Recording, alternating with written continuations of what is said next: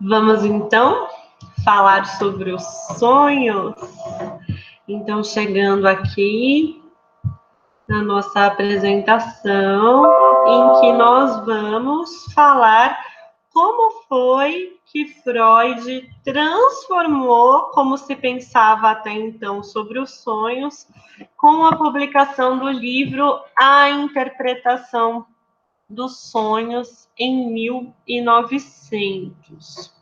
Né? Até então, os sonhos despertaram muito interesse em muitas culturas, com diferentes visões sobre o que seriam os sonhos, que função teriam os sonhos, que significados que eles carregariam, que mensagens que eles carregariam, mas era muito comum que se fixasse significados únicos. Então, pessoas que sonham com abelha significa tananã. Pessoas que sonham com dente significa tananã. Pessoas que sonham com chuva significa tananã. Então, a psicanálise vai ver de uma forma diferente, porque o significado ele não vai estar fixo.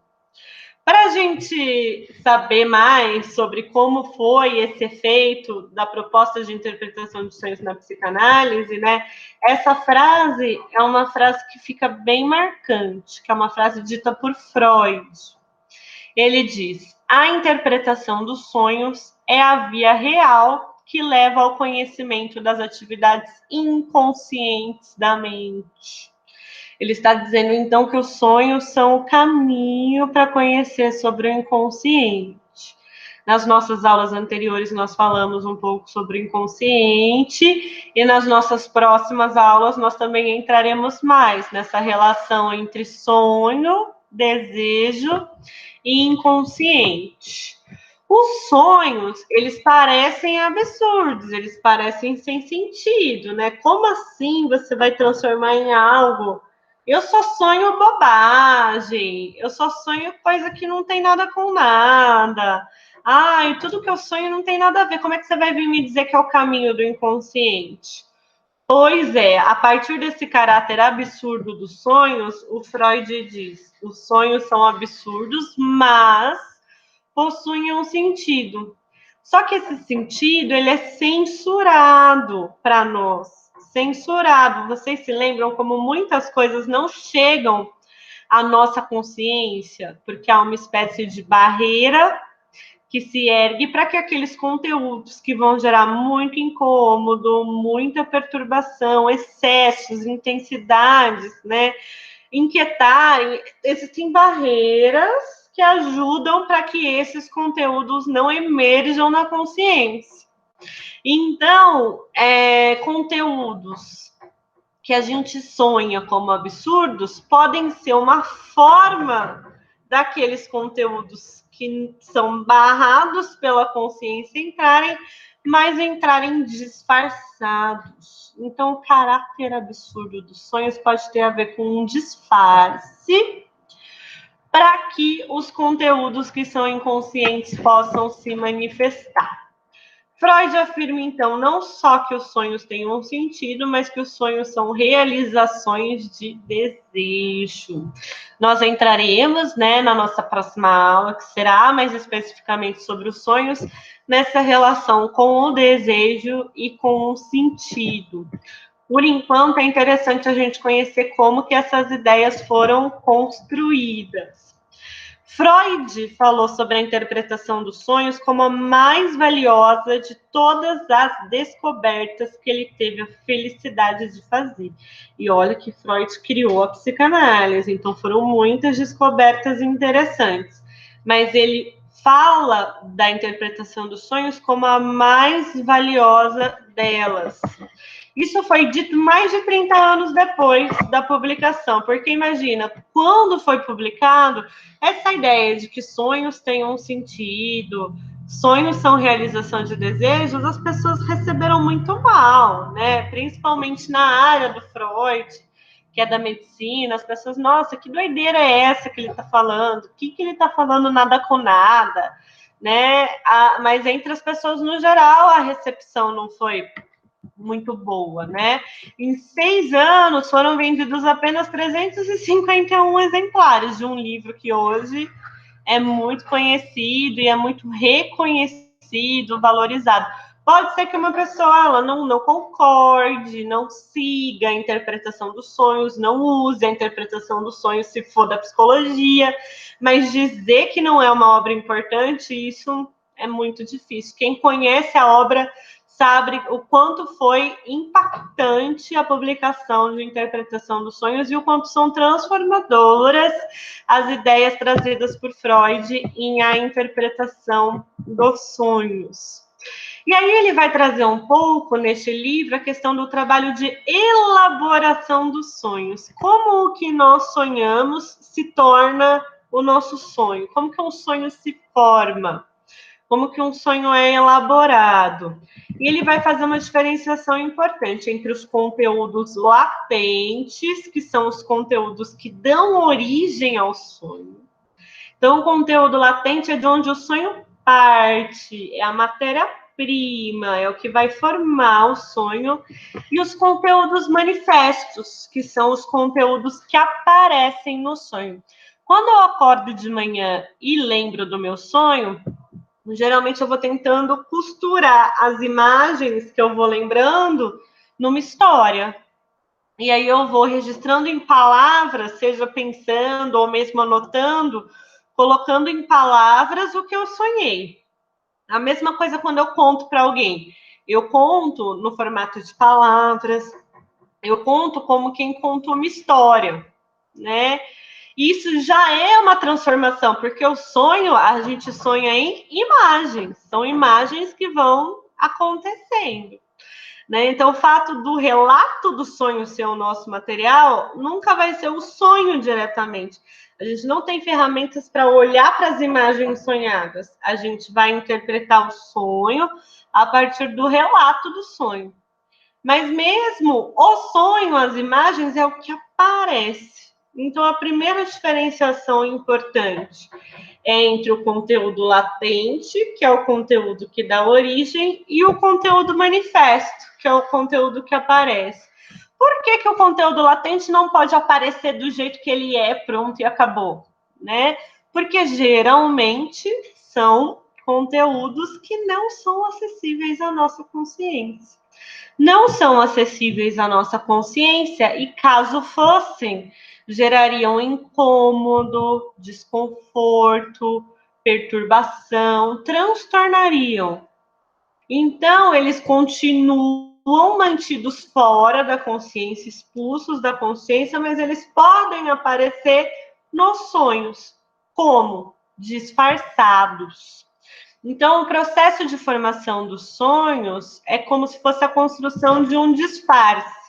A gente vai usar, inclusive, a palavra censura. O conteúdo original, ele é censurado para ser transformado no conteúdo manifesto.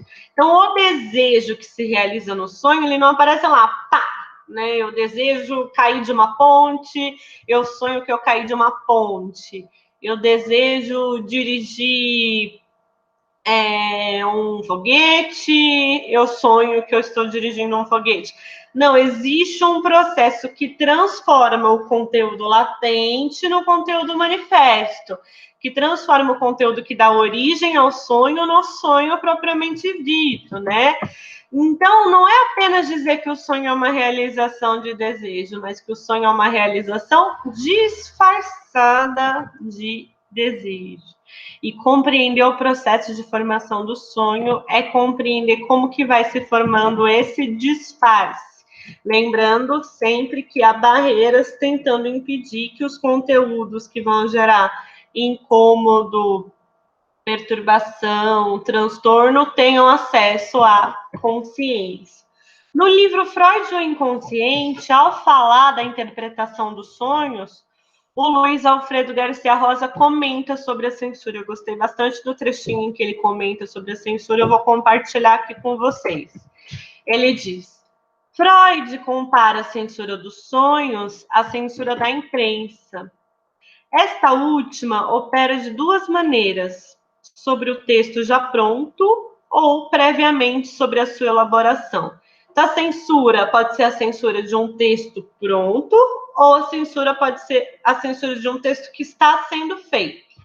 E aí, no primeiro caso, impõe ao jornal cortes sobre certas notícias, que por essa razão serão retiradas, ficando apenas o espaço em branco.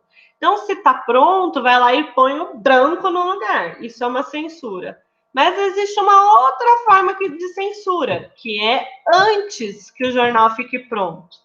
Nesse caso, os redatores sabem de antemão quais notícias são objetos de censura, podendo podendo assim modificá-las, substituí-las por alusões vagas ou escrevê-las de forma deliberadamente obscura. Eu estou pensando aqui num exemplo, que é a música do Chico Buarque, que na ditadura ele queria falar sobre a violência da censura, só que como que ele ia falar da violência da censura sem ser censurado?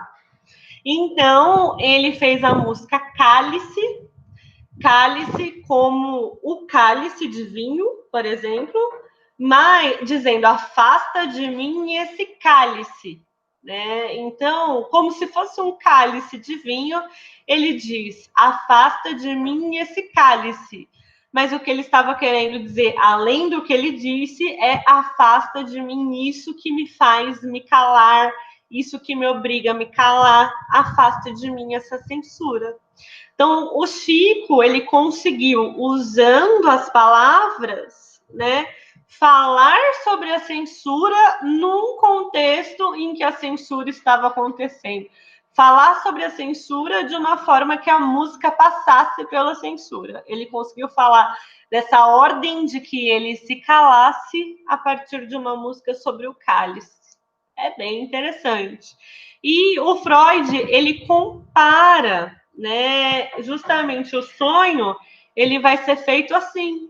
Ele vai ser trocas, modificações, substituições, alusões vagas. A linguagem do sonho, ela traz conteúdos que, se fossem explícitos, eles seriam censurados, mas quando eles são figurados, quando existem alusões, quando existe uma linguagem simbólica, eles podem passar. Nesse caso, ao invés dos espaços em branco, serão as obscuridades do texto os indicadores de que houve uma censura prévia. Da mesma forma que são as obscuridades do texto que indicam que pode ter havido censura, é a estranheza e a absurdidade do sonho que nos leva a reconhecer que o sonho manifesto, o sonho tal como ele aparece, ele é produto de uma forma de censura. Esse trabalho, que transforma os pensamentos latentes em conteúdo manifesto, é chamado de elaboração onírica. Nós vamos falar mais sobre a elaboração onírica na nossa próxima aula, mas eu já posso contar para vocês alguns elementos bem interessantes da elaboração onírica, que é a figuração. Então, o conteúdo, ele vai aparecer em forma de figuras. Então, imagina alguma coisa que está acontecendo na sua vida, que você está sentindo, que você está sofrendo, como que vai aparecer no sonho? Em imagem. Então, já existe esse processo de transformar os mais diversos conteúdos psíquicos em figuras. E nisso a questão simbólica vai ser muito rica. Então, o primeiro passo da elaboração onírica é a figuração. E nessa criação de figura, de imagens, de símbolos, vai haver a condensação. Vocês se lembram quando a gente falou da metonímia? Quando falou do estudante do IMES, do brasileiro, do volante, que é a parte pelo todo? A condensação, ela condensa. A concentração, ela concentra. Então, conteúdos latentes, muitos conteúdos latentes amplos podem se concentrar num elemento do sonho. Da mesma forma que eu posso não sonhar com uma pessoa específica, mas sonhar com o boné que ela usa, sonhar com o anel que ela usa, sonhar com a voz dela. Então, assim, uma parte da pessoa, a parte pelo todo. Existe, assim, então, uma condensação. Vários elementos do sonho podem estar condensando. Lembrando que é bem importante essa diferenciação entre conteúdo latente e conteúdo manifesto. E quando a gente fala em condensação, é porque muito do conteúdo latente pode estar num detalhinho. Esse detalhezinho se condensam coisas do conteúdo manifesto. Outra coisa da interpretação dos sonhos é que a gente não olha para o sonho todo. Justamente por esse processo de elaboração, a gente vai olhando parte a parte, o que os pedacinhos do sonho podem nos dizer. Outro processo de elaboração onírica é o deslocamento. Então, quando, por exemplo, eu sonho com uma bomba, pode ser deslocando conteúdos psíquicos latentes, conteúdos afetivos que dão origem ao sonho, se deslocam e vão parar na bomba. Ou então, o sonho, ele parece ser sobre uma coisa, eu tô na praia, e tem onda, e tem mar, tarana, e aí no meio tem um fone de ouvido. Às vezes aquele fone de ouvido, muita coisa afetiva, muito conteúdo latente foi parar ali. Então, existe um deslocamento. Então, conteúdos afetivamente intensos, conteúdos latentes, se deslocam para aspectos simbólicos do sonho. Uma quarta questão é a elaboração secundária, que isso vem depois que a gente sonha, que é o que emergiu no sonho, o que apareceu no sonho vai ganhando a forma de uma história, que é geralmente como a gente se lembra. Esses são os elementos, então, da elaboração onírica. Nós vamos falar mais sobre isso depois, mas eu queria ter apresentado para vocês. Até para nessa aula sobre as palavras, vocês verem como a gente estudar sobre as metonímias, que condensam sentido, e as metáforas que deslocam, ajudam a gente a pensar nos sonhos. Na verdade, pensar sobre o poder expressivo da linguagem ajuda a gente a pensar no sonho. Então, vamos ver aqui um exemplo. Sonhei com um prédio. Era um prédio parecido com a primeira escola onde estudei. Mas quando eu entrava nele, tinha a impressão de que estava chegando no meu emprego. Né? Então, o prédio, o que está sendo deslocado para essa imagem do prédio? Né? E outra coisa que a gente vai ver no sonho é que a gente não vai ficar perguntando ou. É a escola ou é o emprego? Olha, não é ou. É a escola e é o emprego. E aí a gente vai olhar para esse prédio para perceber o que é que esse prédio condensa. O que está concentrado na imagem desse prédio? O que se junta, se condensa na imagem desse prédio? Na porta do elevador, eu encontrava uma pessoa que eu não conhecia. O rosto era muito parecido com o do meu irmão, mas não era o meu irmão. A voz era a mesma do meu professor. Lembro que no crachá estava escrito Bruno, que é o nome de um amigo meu da infância. Assim como no prédio, que condensa a escola, que condensa o trabalho, essa pessoa na porta do elevador também condensa elementos do irmão com elementos do professor, com elementos do amigo, e as coisas vão se condensando. Então, esse é um exemplo para a gente pensar como as imagens do sonho podem condensar uma mesma imagem do conteúdo manifesto do sonho, do conteúdo que aparece do sonho, pode condensar vários elementos latentes. Eu entrava no elevador, mas o elevador não tinha porta. Eu ficava pensando como o elevador sairia do lugar sem porta. No corredor até chegar lá, não tinham portas também. A sala que eu chegava tinha porta, mas na hora que eu encostava era de isopor e ela caía. Eu estava com algumas chaves, mas não via nenhuma porta. Então, o que a gente percebe? Que a porta é algo que pode ter um símbolo aí. Tem coisas que estão se deslocando para a porta. Como que eu vou saber? Pois é, a psicanálise ela não tem uma resposta para isso. A psicanálise, ela vai olhar para o sonho, né? Não para dizer o seu sonho significa tal coisa, mas vai olhar para o sonho para, a partir das suas associações, a partir do que você associar livremente, chegar nos conteúdos. O sonho, ele guarda o sono. É uma forma da pessoa continuar dormindo, né? Essa é a primeira função. E para a psicanálise é uma via de realização de desejos. Como muitos desses desejos não são conscientes e, caso se tornasse consciente, gerariam tensão e conflito, para se realizarem, eles se expressam de uma forma disfarçada e distorcida. Não tem como eu saber o que é esse disfarce.